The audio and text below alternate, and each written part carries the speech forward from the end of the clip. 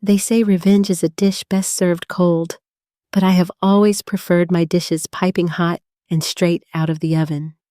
You see, I spent 40 years building a kingdom out of flour and yeast and pure grit. I fed presidents and movie stars, and I raised a son who I thought was the apple of my eye. But apples rot, and when they do, you have to throw them out before they spoil the whole barrel. My name is Octavia Prentiss, and they tried to erase me. They tried to take my name off the door and put me in a rocking chair because they thought a woman of 66 was past her expiration date. But they forgot one very important thing. I am the one who holds the knives in this kitchen, and today is the day I start chopping. The smell of $50,000 worth of white lilies was suffocating me. That is the first thing I remember about that night. It was the 40th Anniversary Gala of Prentiss Kitchen, and the ballroom of the Grand Hotel was packed so tight you could barely slide a credit card between the guests. Everyone was wearing black tie and diamonds and holding flutes of champagne that cost more than my first car. I stood near the velvet curtain at the side of the stage and smoothed the silk of my silver gown. I felt good. Actually, I felt better than good. I felt triumphant. I looked out at the sea of faces, and I saw the empire I had built. I started with nothing but a wooden spoon and a recipe for tomato sauce that my grandmother whispered to me on her deathbed. Now Prentiss Kitchen was on every grocery store shelf in America. I took a deep breath and smelled the heavy perfume of the lilies mixed with the savory aroma of the mini beef Wellingtons being passed around on silver trays. My son Desmond walked up to me. He looked so handsome in his tuxedo, with his hair slicked back just the way his father used to wear it. He smiled at me, but it did not reach his eyes. His eyes were cold, like 2 chips of ice floating in a drink. He took my arm, and his grip was just a little too tight. He told me, "Mother, you look radiant tonight, but we need to fix your microphone before you go out there." I told him not to fuss because I was ready to greet my public, but he insisted. He guided me away from the stage and down the hallway toward the private dressing rooms. The noise of the party faded behind us until it was just the sound of our shoes clicking on the marble floor. I remember feeling a sudden chill on the back of my neck. Call it a mother's intuition, or call it instinct, but the hair on my arms stood up. He opened the door to the dressing room and ushered me inside. It was a small room with a vanity mirror and a single chair. I turned to ask him about the microphone, but he was already backing out of the door. He looked at me with an expression I had never seen before. It was a mixture of pity and disgust. He said, "I am sorry, Mother, but this is for your own good. You are too old for this stress, and you are starting to make mistakes. It is time for you to rest." Before I could process what he was saying, he slammed the heavy oak door shut. I heard the distinct metallic click of the deadbolt sliding into place.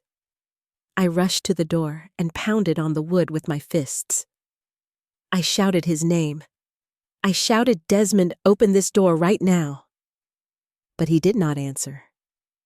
A moment later, I heard his voice booming over the speaker system in the ballroom. The sound was muffled through the door, but I could hear every word clearly. He told the crowd, "Ladies and gentlemen, I have some unfortunate news. My mother, Octavia Prentiss, has suffered a sudden medical episode backstage. It is with a heavy heart that I announce her immediate retirement from the company to focus on her health. Effective immediately, I will be assuming full control of Prentiss Kitchen." My blood ran cold. He was burying me alive. He was stealing my company and my legacy, while I was locked in a closet listening to the applause. The applause was the worst part. They were clapping for my erasure. I looked around the room in a panic. I was not going to let this happen. I was Octavia Prentiss, and I had survived kitchen fires and recessions and food critics. I was not going to be defeated by a locked door. I saw a small ventilation window high up on the wall near the ceiling. It was narrow, but I have always been slender. I kicked off my expensive high heels. I climbed onto the vanity table and hoisted myself up. My silk dress tore on the metal latch, but I did not care. I pushed the window open and felt the cold night air hitting my face. I shimmied through the opening and dropped down into the alleyway behind the hotel. I landed hard on the wet pavement and scraped my knees. I smelled garbage and stale grease.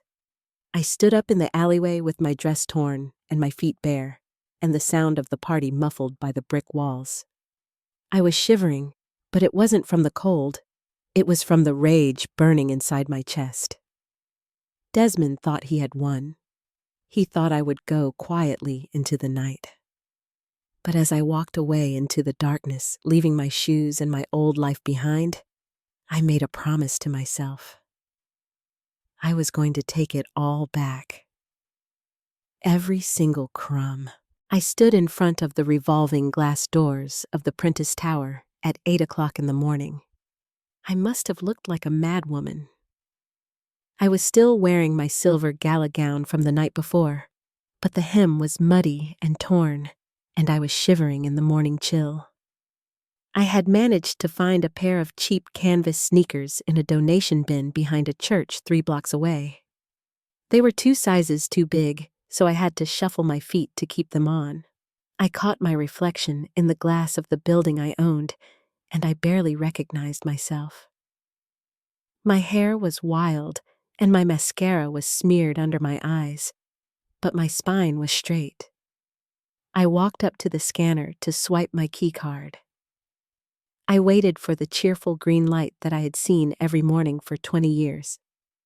Instead, the light flashed an angry red and let out a harsh buzzing sound. I tried it again.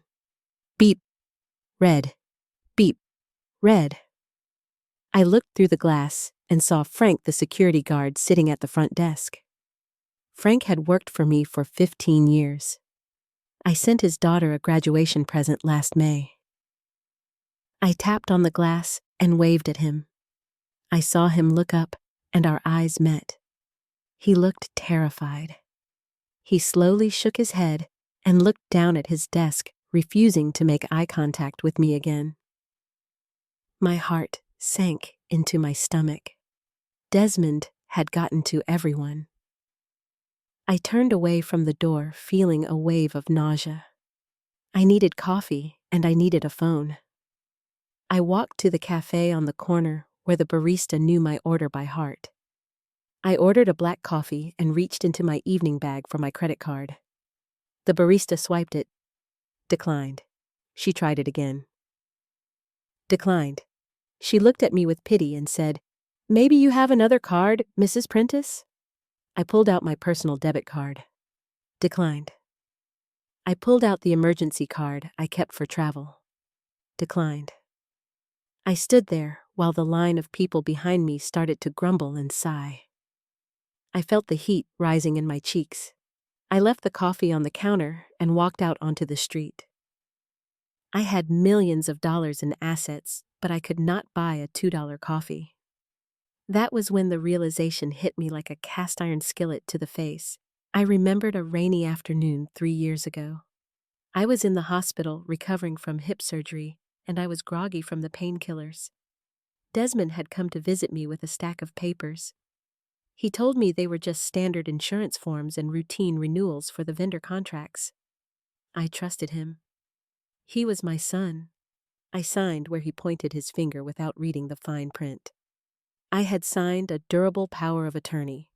I had given him the legal right to control my finances and my medical decisions if I was deemed incapacitated, and last night he had declared me incapacitated in front of the entire city. I sat down on a cold metal bench, waiting for a bus I could not afford to take. I watched the employees of Prentiss Kitchen walking into the building. I saw the marketing team and the recipe developers and the accountants. They were walking into the empire I built on my sweat and tears, and I was sitting on the outside looking in. I touched the pocket of my dress and felt the only thing I had left. It was a single silver tasting spoon that I always carried with me for luck. I gripped the spoon until my knuckles turned white. Desmond thought he had locked me out. He thought that by cutting off my money and my access, he could starve me into submission. But he forgot that hunger is a powerful motivator. I stood up from the bench. I did not have money, and I did not have a phone, but I knew the city better than anyone. There was one place Desmond would never think to look for me, because he was too snobbish to remember it existed. It was dark and dirty and smelled like old onions, but it was mine. I started walking south toward the river. It took me 3 hours to walk to the meatpacking district.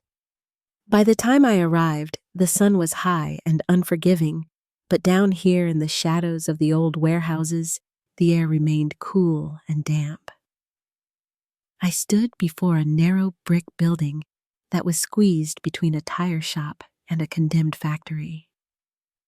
The windows were barred and covered in decades of grime.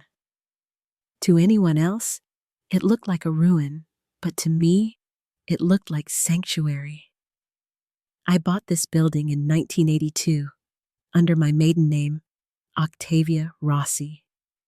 It was my very first test kitchen before the fame and the cameras and the investors.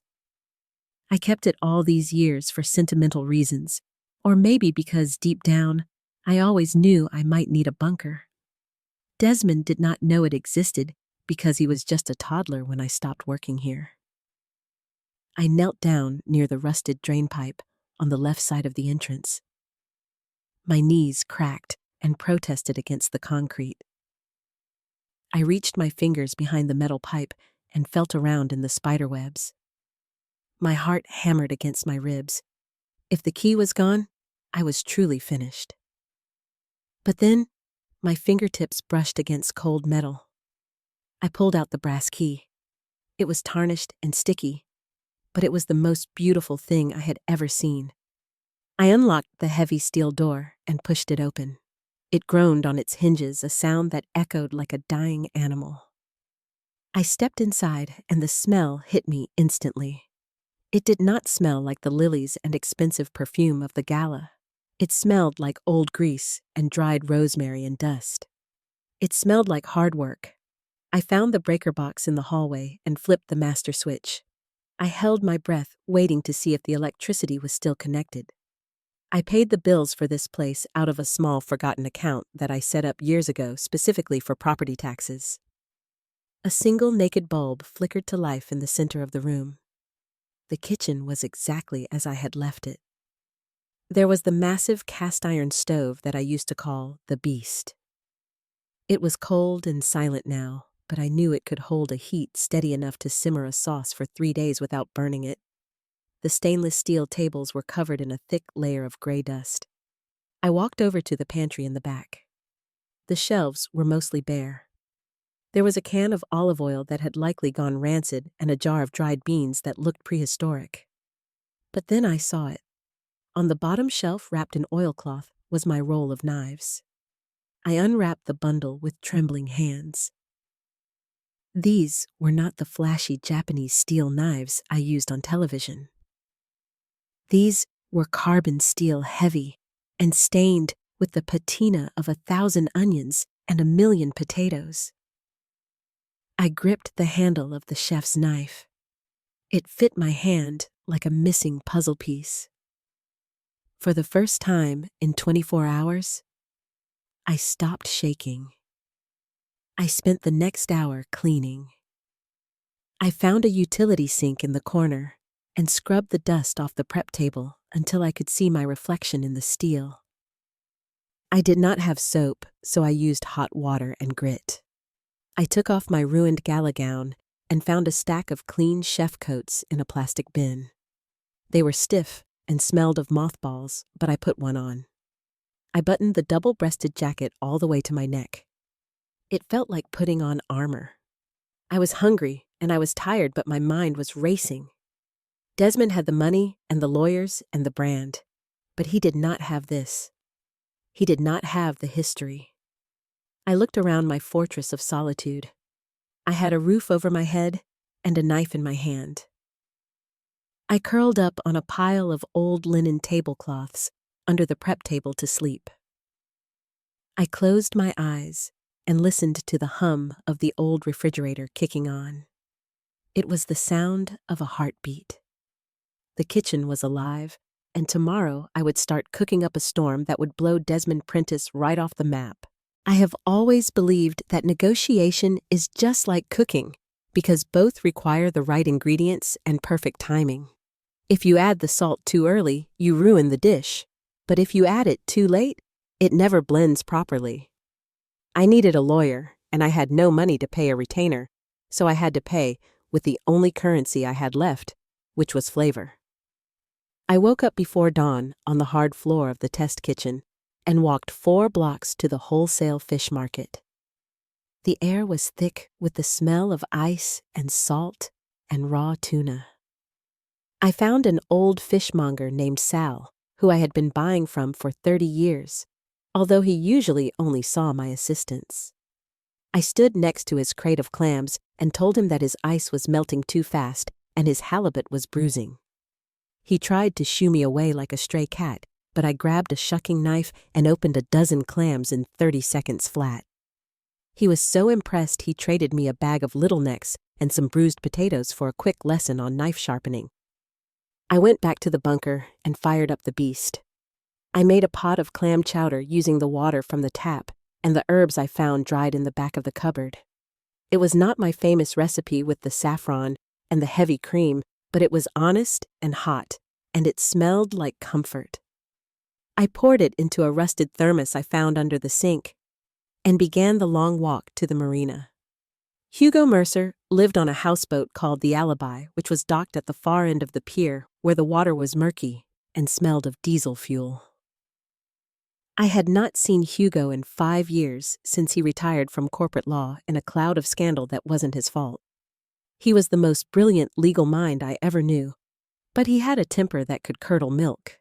I walked down the creaking wooden dock and saw him sitting in a lawn chair on the deck of his boat. He was wearing a stained fishing hat and a bathrobe that had seen better days. He was holding a fishing rod, but there was no line in the water. I called out his name. I said, "Hugo Mercer, you look like something the cat dragged in," and then refused to eat. He did not even turn his head. He just grunted and said, "Octavia Prentiss, I heard you retired. Get off my dock before I call the harbor patrol." I stepped onto the boat and it swayed under my feet. I sat down on a plastic cooler opposite him and unscrewed the lid of the thermos. The steam rose up in the cold air, carrying the scent of thyme and brine and sweet clams. I saw his nose twitch. Hugo had a weakness for chowder that bordered on addiction. I told him I did not retire Hugo. I was pushed, and I need a shark to help me bite back. He laughed, a dry, rasping sound like sandpaper on wood. He said, "I am done with the law, Octavia. I fish now. Go find some young associate in a shiny suit to hold your hand." I poured a cup of the chowder into the plastic cap of the thermos and held it out to him. He looked at it for a long moment. His stomach growled loud enough to be heard over the seagulls. He snatched the cup from my hand and drank it in one long gulp. He wiped his mouth with the sleeve of his robe and looked at me with eyes that were suddenly sharp and clear. He said that needed more black pepper. "Now tell me what happened." I told him everything. I told him about the locked doors and the frozen accounts and the humiliation at the gala. I told him about the power of attorney and the sale to the frozen food conglomerate. When I mentioned the name of the conglomerate, a shadow passed over his face.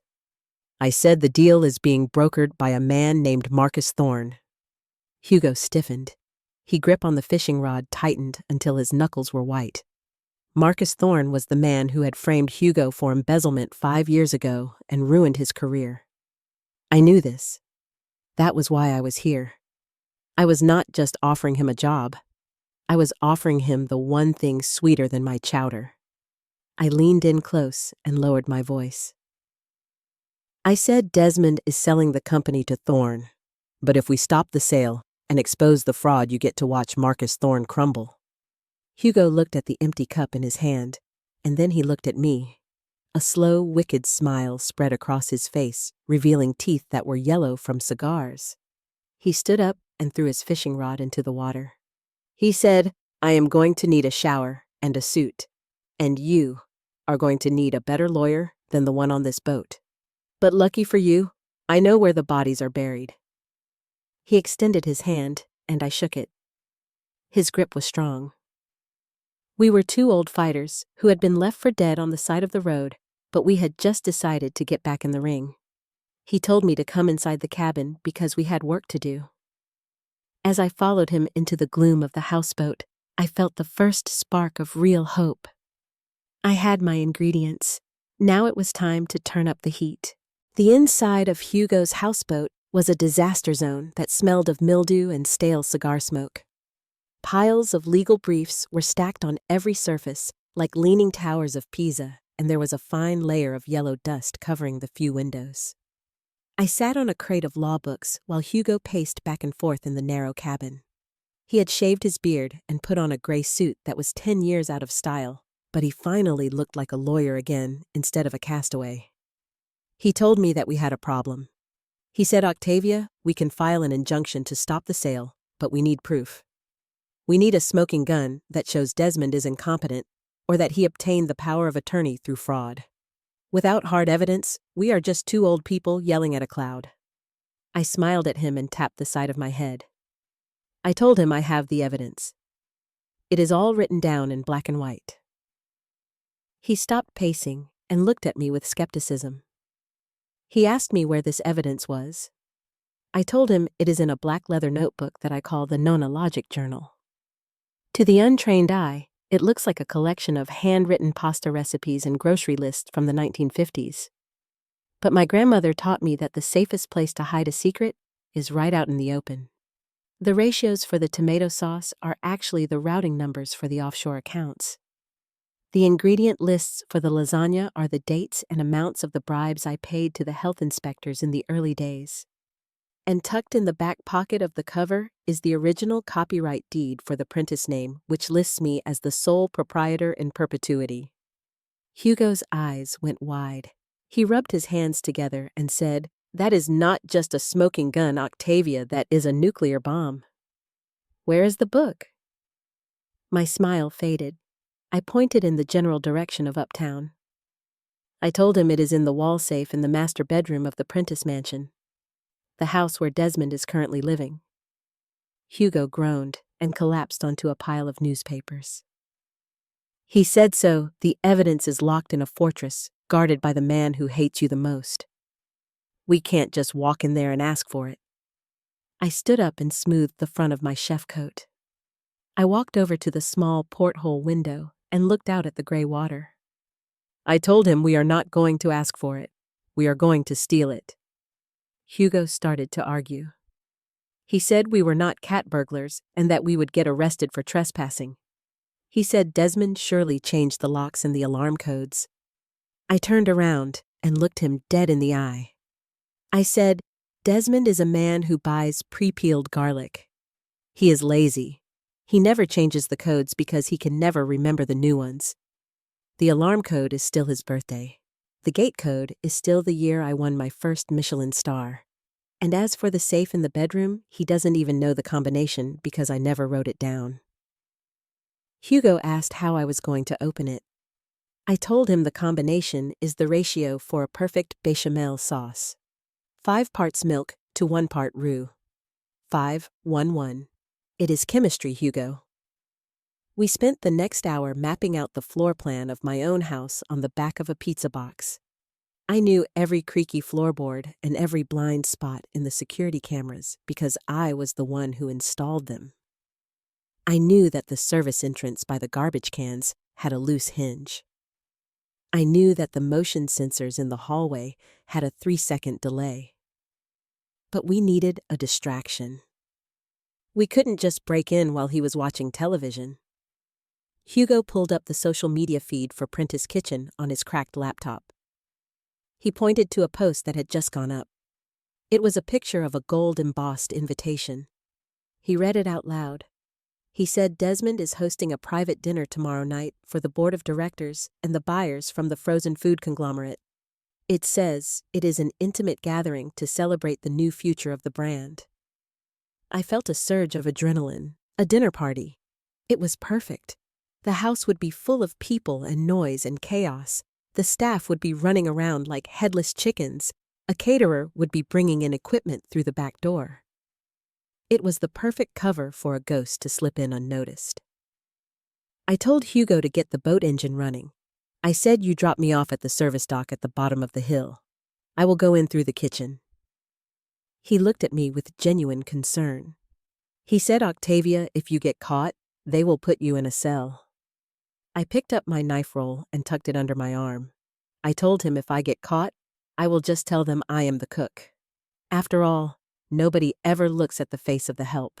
The service entrance to the Prentiss mansion was hidden behind a trellis of climbing roses that I had planted myself 20 years ago.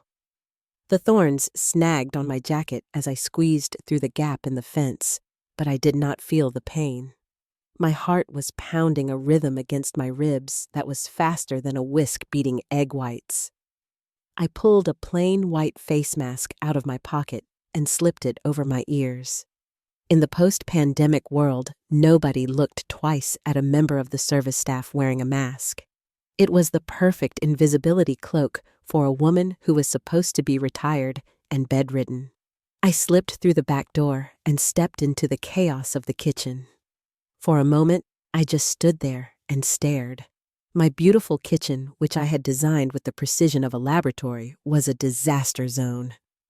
There were dirty pans stacked precariously in the sinks, and the floor was slick with spilled water and grease. The air was thick with the smell of burning garlic and stress. The catering company Desmond had hired was clearly overwhelmed.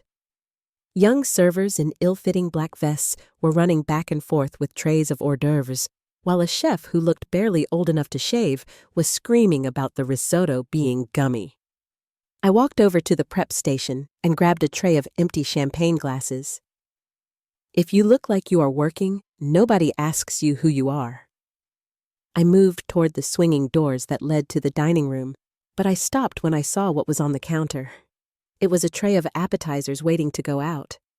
I looked closely and felt my stomach turn. They were mini quiches, but they were not handmade. I recognized the uniform crimp of the crust and the pale yellow color of the filling. These were frozen quiches from a box. They were serving industrial freezer food to the most important food critics in the city at a dinner meant to celebrate a culinary legacy. It was a sacrilege. I wanted to throw the tray against the wall, but I forced myself to keep moving. I pushed through the swinging doors and entered the dining room. The noise of the party washed over me. The room was filled with people I had known for decades. I saw the mayor and the editors of the major food magazines and the sharks from the investment firm. They were all laughing and drinking my wine and eating the frozen quiches without knowing the difference. I kept my head down and navigated through the crowd. I was a ghost in my own home. I offered champagne to a man who had been to my birthday party last year, and he did not even look at my eyes. He just took the glass and turned his back. It was a strange and lonely feeling to be so close to your old life and yet be completely excluded from it. Then I saw him. Desmond was standing near the fireplace holding a glass of scotch. He looked terrible. His face was flushed, and there was a sheen of sweat on his forehead. He was talking to Marcus Thorne, the man from the conglomerate who was buying the company. Thorne looked like a reptile in a suit. He had cold, unblinking eyes, and he was smiling a smile that did not show any teeth. Desmond looked up, and his eyes scanned the room. For a split second, His gaze landed on me. I froze. I gripped the silver tray so hard I thought it would bend. He stared at me, and I saw a flicker of recognition in his eyes. He took a step toward me. I held my breath. If he pulled off my mask, it was all over. Suddenly, a server dropped a tray of silverware on the other side of the room. The crash was deafening.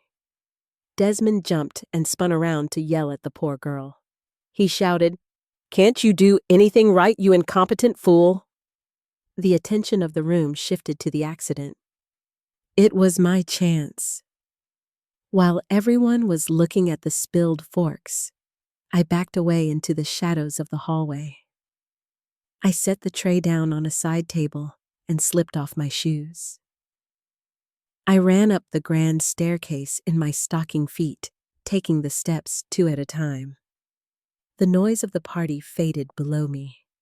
I reached the landing and looked down the long corridor toward the master bedroom. The door was closed.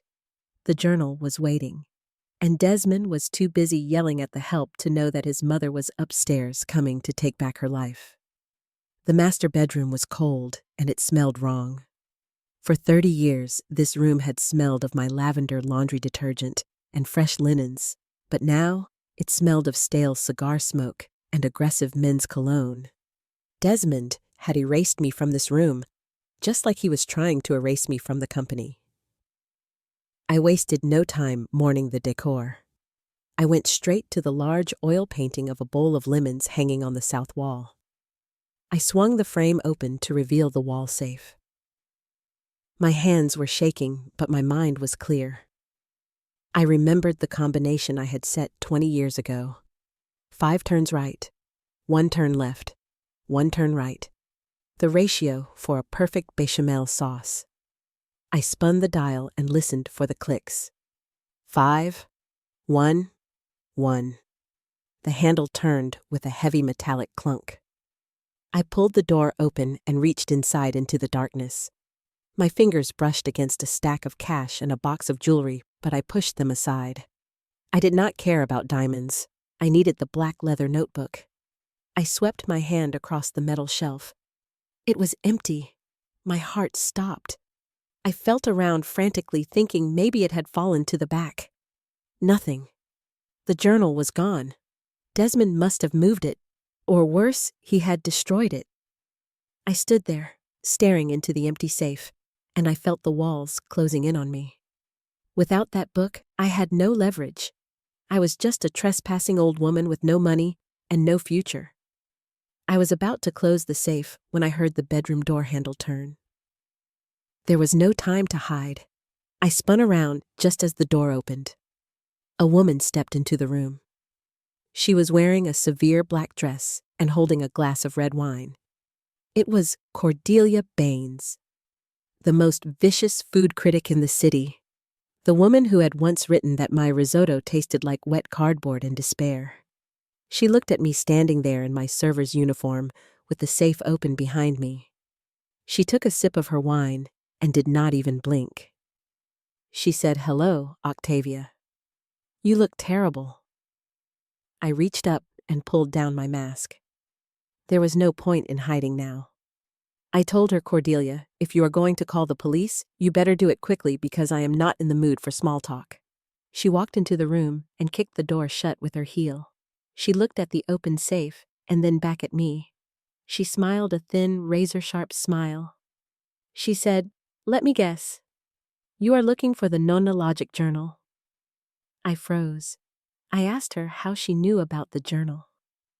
She reached into her oversized designer handbag. She pulled out the black leather notebook. It looked battered and old in her manicured hands, but to me it looked like salvation. She said, "Your idiot son gave it to me an hour ago. He wanted me to authenticate the recipes. He thinks that if I give my stamp of approval to the sale, the investors will stop asking questions about the quality control. He wanted me to confirm that the frozen lasagna they are about to mass produce is based on your original formula." I stared at the book in her hand. I asked her if she was going to give it back to him. Cordelia looked down at the book and ran her hand over the cover. She looked up at me, and for the first time in 20 years, I saw something other than disdain in her eyes. I saw respect. She said, "Octavia, I have spent my entire career criticizing your food. I think your plating is outdated and your obsession with butter is borderline criminal. But I have never questioned your integrity. You cook with your heart. Desmond cooks with a calculator." She walked over to me and held out the book. She said I tasted the quiche downstairs. It was an abomination. If this company gets sold to that frozen food giant, it will be an insult to every chef who ever picked up a knife. I would rather see this empire burn to the ground than see it turned into a microwave dinner factory. I took the book from her hand. It felt heavy and warm. I clutched it to my chest. I told her, "Thank you, Cordelia. I will not forget this." She took another sip of wine and turned back to the door. She paused with her hand on the handle. She said, "Do not thank me. Just destroy him. And Octavia, the next time you make that chowder, use a little less salt." She slipped out of the room and left me alone. I had the book. I had the weapon. I closed the safe and locked it. I moved to the window and climbed out onto the trellis. The thorns scratched my arms again, but this time I did not feel it. I had the recipe for revenge in my pocket, and I was ready to cook. The outboard motor of Hugo's dinghy sputtered and coughed as we made our way back across the dark water to the houseboat. I sat in the bow, clutching the leather journal to my chest like a holy relic, while the cold spray of the harbor hit my face. We climbed aboard the Alibi, and Hugo immediately locked the door and pulled the curtain shut. He swept a pile of fishing lures off the small table and turned on a bright desk lamp. I placed the book on the table. In the harsh yellow light, it looked innocuous. Just a grandmother's collection of stains and scribbles. But I knew better. I opened it to the page marked Sunday Gravy. I told Hugo to look closely at the ingredient list. I said, "Read the amounts for the basil and the oregano." Hugo put on a pair of thick reading glasses that he had taped together at the bridge. He squinted at the page and muttered the numbers out loud. He said 3 sprigs of basil and 2 teaspoons of oregano and 4 cloves of garlic. He pulled a legal pad toward him and started writing the numbers down. He cross-referenced them with a cipher key that I had memorized 40 years ago. It was a simple code based on the periodic table of elements, which was something my father had taught me. 3 meant carbon. 2 meant helium. It was nonsense to a cook, but to a lawyer, it was coordinates. Hugo worked in silence for 20 minutes. The only sound in the cabin was the scratching of his pencil and the gentle rocking of the boat. I made a pot of tea using a rusty kettle and watched his face. Slowly, his expression changed from confusion to disbelief, and finally to pure, unadulterated glee. He slammed his hand down on the table and laughed. He said, "Octavia, you are a genius." A devious, twisted genius. I asked him what he found. He turned the legal pad around so I could see it. He pointed to a paragraph he had decoded from the recipe for stuffed peppers. He said, "This is the poison pill. It is a clause in the original incorporation documents that you hid in plain sight. It defines the intellectual property of Prentiss Kitchen, not by the logo or the name, or even the recipes. It defines the company by the biological assets." I smiled because I knew exactly what that meant. He continued reading. He said, "It says here that the proprietary taste of the brand is legally tied to the specific strain of wild yeast starter known as the Mother. Without the physical possession of the Mother, the brand name is worthless. It is just a shell." I nodded. The Mother was a sourdough starter that my grandmother had brought over from Italy in her apron pocket in 1922. It was a living thing. I had fed it flour and water every single day for 50 years. It was the base of our breads and our pizza crusts and our crackers. It gave everything that distinct tangy flavor that no laboratory could replicate. Hugo leaned back in his chair and steepled his fingers. He said if Desmond sells the company to the conglomerate, they are buying the right to use the yeast. But if you have the yeast, and they don't, then he is selling them a car without an engine. He is committing fraud on a massive scale. Then his face fell. He looked at me with sudden panic. He said, "Octavia, where is the mother?" I felt a cold knot form in my stomach. I stood up. I said it is in the temperature-controlled vault in the basement of the flagship bakery. It is in a ceramic crock that is older than I am. Hugo looked at his watch. He said if Desmond is smart, he will have that vault guarded. Or worse, if the conglomerate realizes what they are buying, they will try to seize it. I grabbed my coat. I said, Desmond does not know the value of yeast. To him, it is just old dough. He probably hasn't fed it in 2 days. If that culture dies, the legacy dies with it. Hugo grabbed his car keys. He said, then we have to get to the bakery before the culture starves, or before Desmond throws it out. We rushed out of the houseboat and into the night. We had the law on our side, but nature was working against us. Yeast is a living organism, and it was hungry. I had spent my life feeding people, but now I had to save the one thing that had fed us all. We were not just fighting for a company anymore. We were fighting for a life. We drove to the flagship bakery in complete silence. Hugo parked his beat-up sedan in the alleyway and kept the engine running while I keyed in the code for the service door.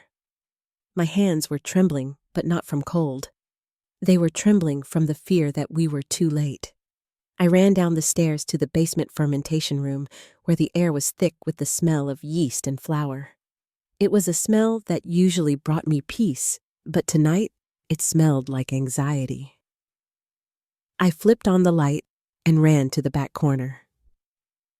There it was, the large stoneware crock with the blue rim. It sat on its dedicated shelf like a king on a throne. I lifted the heavy lid and peered inside. The dough was bubbling gently, and it smelled sharp and tangy like overripe apples and champagne. It was alive. I wrapped my arms around the cold ceramic pot and lifted it up. It weighed about 20 pounds, but it felt like I was carrying my own child. I carried it back to the car and buckled it into the back seat. Hugo looked at me in the rearview mirror and gave me a grim nod. We had the soul of the company. We had the evidence in the journal. Now we just needed a place to regroup and plan our final attack. We drove back toward the meatpacking district to my secret bunker. The city was quiet, and the streetlights blurred into streaks of orange and white. I felt a flicker of triumph. We were winning. We had outsmarted them.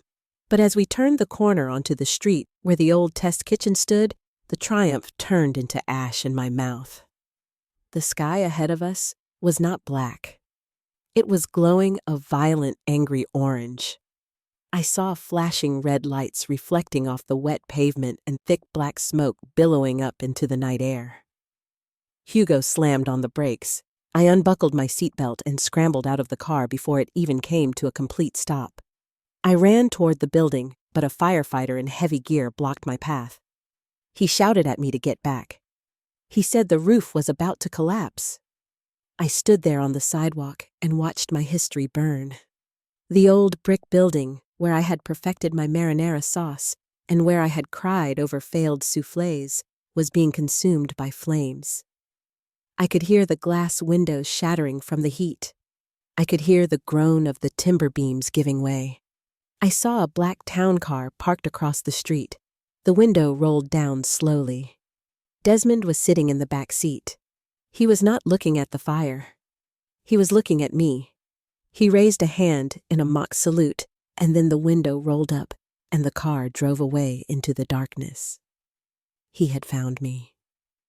He knew I had gone to ground in the old kitchen, and he had decided that if he couldn't control me, he would destroy everything I loved.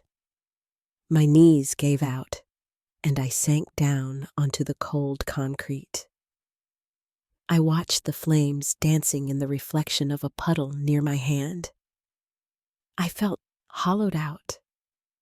I had the yeast and I had the book, but I had nowhere to go. I had no kitchen. I had no pots. I had no knives. I was just an old woman sitting on a curb watching her past turn into smoke. Hugo sat down next to me. He did not say anything for a long time. He just put his arm around my shoulders and let me cry. The smell of the smoke was acrid and bitter. It stuck to my throat and made it hard to breathe. I wiped my face with my sleeve and whispered that it was over. I told him that Desmond had won because he had more matches than I had wood. Hugo reached into his pocket and pulled out a handkerchief. He handed it to me and then he pointed at the burning building. He said, "Octavia, look at that fire. It is hot and it is destructive. But do you know what else fire does?" I shook my head. He said fire clears the land for new growth. And more importantly, fire is what you use to cook. You can burn down a building and you can melt a stove. But you cannot burn talent. You cannot incinerate 40 years of experience. You are the chef, Octavia. The kitchen is just a room. The magic is in your hands. I looked at my hands. They were covered in soot and they were wrinkled with age, but they were steady. I looked back at the car where the mother was safe in the back seat. I looked at the bag at my feet that held the journal. Hugo was right. Desmond had burned down the museum of my past, but he had not touched my future. I stood up. The heat from the fire dried the tears on my face. I turned to Hugo and said he thinks he has left me with nothing, but he forgot that I don't need a fancy kitchen to cook. I just need heat and ingredients and an audience. Hugo asked me what I was planning. I looked at the time on my watch. It was 4 a.m. The morning news shows would be starting their live broadcasts in 3 hours. Desmond was scheduled to sign the final papers live on air at the studio in Times Square to prove to the world that the company was stable. I told Hugo to get in the car. I said we are going to crash a party, and we are going to need a food truck. The sun was just starting to rise over Times Square, and the city looked like it was washed in gray watercolors. We were sitting in the cab of a beat-up taco truck that belonged to a former student of mine named Mateo. I had paid for Mateo's culinary school tuition 10 years ago when his father got sick, and today he was repaying the debt by letting me hijack his vehicle. Hugo was behind the wheel, driving like a maniac while I was in the back prepping the station. We pulled up onto the curb right outside the glass-walled studio of the morning show. I could see the producers running around inside with clipboards and headsets, and there in the center of the studio, sitting on a plush beige sofa, was Desmond. He was flanked by Marcus Thorne and a table full of contracts. They were smiling that fake plastic smile that people wear when they are about to steal something valuable. I looked at the monitor mounted on the wall of the food truck. The broadcast was live.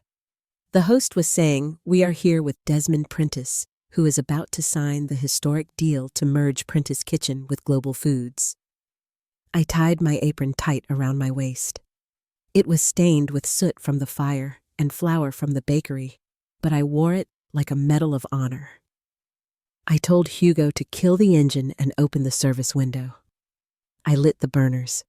The propane hissed, and the blue flame roared to life. I did not have time for subtlety. I threw a slab of butter onto the flat-top grill. It sizzled and popped and released that rich, nutty aroma that is the most welcoming smell in the world. I cracked eggs with one hand. I threw down thick slices of cured bacon. The smell wafted out of the truck and drifted toward the line of tourists waiting outside the studio window. Heads started to turn. People who had been staring at the celebrities inside the glass were now sniffing the air and looking at the crazy old woman in the taco truck. I grabbed the microphone that Mateo used to call out order numbers. I flipped the switch and the feedback squealed through the speakers mounted on the roof. I shouted, "Good morning, New York!" They say that breakfast is the most important meal of the day, but that man inside is trying to feed you lies. Inside the studio, I saw Desmond freeze. He looked toward the window. The host looked confused. The crowd outside started to cheer. They recognized me. Someone shouted, "Hey, that's Octavia. That's the real Prentiss." I saw Cordelia Baines standing in the wings of the studio set. She was holding her phone, and she looked right at me through the glass. She nodded once. She walked over to the main camera operator and whispered something in his ear. The cameraman looked at his producer, who was frantically waving his arms, but then he looked at the crowd outside, who were now chanting my name. The cameraman made a choice. He swung the massive camera away from Desmond and pointed it through the glass window directly at me. I saw my face appear on the giant jumbotron screen in the middle of Times Square. I was 50 feet tall and covered in soot. I looked into the lens and I spoke to the millions of people watching at home. I said my name is Octavia Prentiss, and I built this company with my own 2 hands. My son wants you to believe that quality comes from a factory.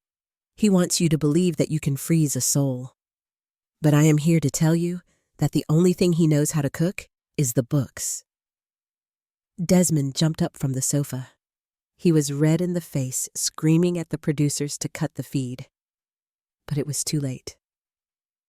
Live television is a beast that feeds on drama, and I was serving up a banquet. I held up a ladle and pointed it at the glass. I challenged him. I said, "Desmond, if you are really the new face of Prentiss Kitchen, then come out here. Come out here and cook your mother's signature omelet. If you can make it without breaking the yolk, I will sign the papers myself. But if you can't, then you have to walk away." The crowd went wild. They were banging on the glass. The pressure was on. Desmond looked at Marcus Thorne, who was now frantically texting on his phone. Desmond looked at the camera and realized he had no choice. If he refused, he looked like a coward. If he accepted, he would be exposed as a fraud. He straightened his tie and buttoned his jacket. He marched toward the studio doors. He looked like a man walking to the gallows. I cracked another egg and waited. The skillet was hot, and I was ready to burn him. The smell of burnt butter is the most offensive odor in a professional kitchen, because it smells like carelessness. Desmond stepped out of the glass studio and onto the sidewalk, and the crowd parted for him like the Red Sea. But they were not bowing. They were watching with the hungry eyes of wolves waiting for a kill. He climbed into the cramped metal box of the food truck, and he looked instantly out of place. His Italian loafers slid on the greasy floor mats, and his cufflinks clicked against the stainless steel prep table. He looked at me with pure hatred in his eyes and hissed that I was making a scene and humiliating the family. I handed him a whisk and pointed to the bowl of eggs. I told him that he had humiliated the family when he tried to turn our legacy into a microwave dinner. I said, "Cook the omelet, Desmond. Show the world that you know the difference between food and product." He grabbed the pan. He did not check the heat. That was his first mistake. He threw a knob of butter onto the flat top, and it turned brown and smoked instantly. The acrid smell wafted out toward the crowd, and I heard a collective groan from the people watching. A true chef knows that butter tells you when it is ready, but Desmond was not listening. He poured the eggs into the pan. He tried to scramble them with a metal spatula instead of a silicone one. The sound of metal scraping against metal was like nails on a chalkboard. He was sweating now. The heat of the grill combined with the heat of the television lights was melting his composure. He tried to fold the omelet, but it stuck to the pan. He hacked at it and tore it apart until it looked like yellow rubber. I leaned into the microphone. I spoke calmly to the camera that was still zoomed in on his trembling hands. I said, "You see, ladies and gentlemen, cooking is about patience and respect. You cannot force an egg to do what you want just because you are wearing a suit.